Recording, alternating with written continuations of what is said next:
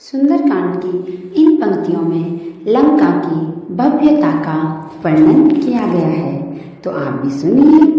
कनक कोटि विचित्र मणिकृत सुंदरा यतना घना चार हट हट सुबट पीठी चारु पुर बहुविधि बना गज बाज खच्चर निकर पदचर रथ बरूथनि को गणे बहुरूप निशिचर ज्योति अति बल सेन बरनत नहीं बने।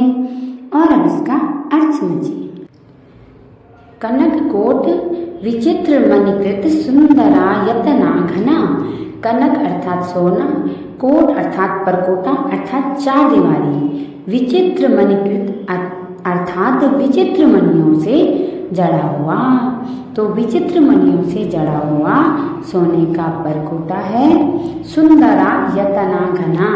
सुंदरा यतना अर्थात सुंदर सुंदर, घर तना अर्थात घर, घना अर्थात बहुत से, तो उसके अंदर बहुत से सुंदर सुंदर घर हैं। चरहट हट सुबट बीथी।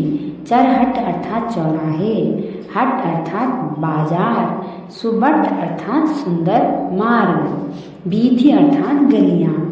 तो चौराहे, बाजार, सुंदर मार्ग और गलियां हैं। चारपुर बहुविधि बना। चारपुर अर्थात सुंदर नगर, बहुविधि अर्थात बहुत प्रकार से, बना अर्थात सजा हुआ है। तो सुंदर नगर बहुत प्रकार से सजा है।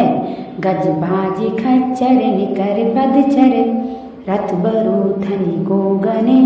गज अर्थात हाथी, बाजी अर्थात घोड़े, खच्चर निकर अर्थात खच्चरों के समूह, पदचर अर्थात पैदल सेना, रथ अर्थात रथ बरूथनि अर्थात रथों के, बरूथनि अर्थात समूह, को गणे अर्थात कौन गिन सकता है। तो हाथी, घोड़े, खच्चरों के समूह, पैदल और रथों के समूह को कौन गिन सकता है। बहुरूप निशिचर ज्योति अति बल सेन बरनत नहीं बने। बहुरूप निशिचर अर्थात अनेक रूपों वाले राक्षस, जूत अतिबल अर्थात उनके बलवान, अतिबल अर्थात बहुत बलवान, सेन बरनत, सेन अर्थात उनकी सेना, बरनत अर्थात वर्णत, नहीं बने अर्थात नहीं बनती है। तो वहाँ अनेकों रूपों के राक्षसों के दल हैं, उनकी बलवती सेना का वर्णन करते नहीं बनता है। तो यहाँ पर सुंदरकांड में यह लंका क्या भव्यता का वर्णन किया गया है।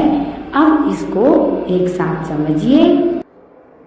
विचित्र मणियों से जड़ा हुआ सोने का परकोटा है, उसके अंदर बहुत से सुंदर सुंदर घर हैं, चौराहे, बाजार, सुंदर मार्ग और गलियां हैं। सुंदर नगर बहुत प्रकार से सजा है। हाथी, घोड़े, खच्चरों के समूह, पैदल रथों के समूहों को कौन गिन सकता है। अनेकों रूपों के राक्षसों के दल हैं, जिनकी बलवती सेना का वर्णन करते नहीं बनता है।